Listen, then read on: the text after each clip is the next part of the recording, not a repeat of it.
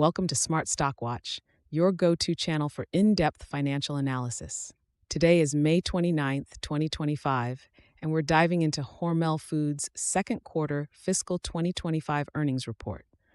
Hormel Foods, a global branded food company, has just released its latest financial results. Joining us today is John, senior analyst from Smart Stock Watch. John, thanks for being here. Thank you for having me.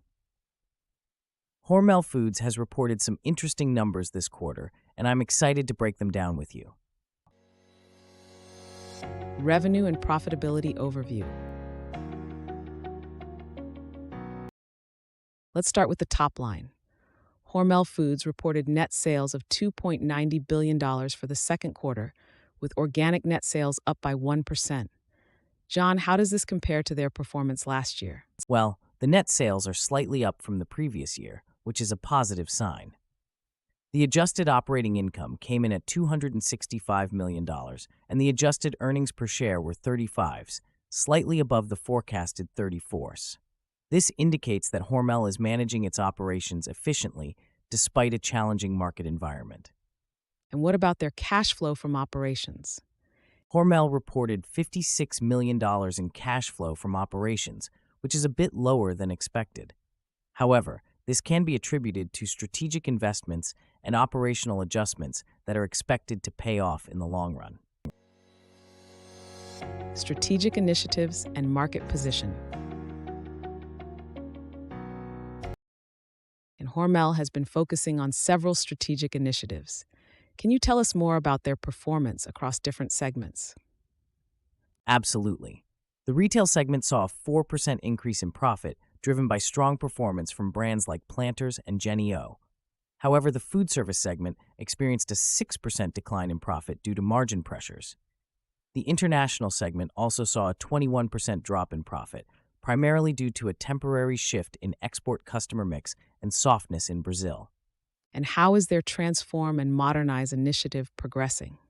Hormel is expecting significant benefits from their Transform and Modernize initiative, with anticipated contributions ranging from $100 million to $150 million. This initiative is crucial for optimizing their operations and enhancing profitability.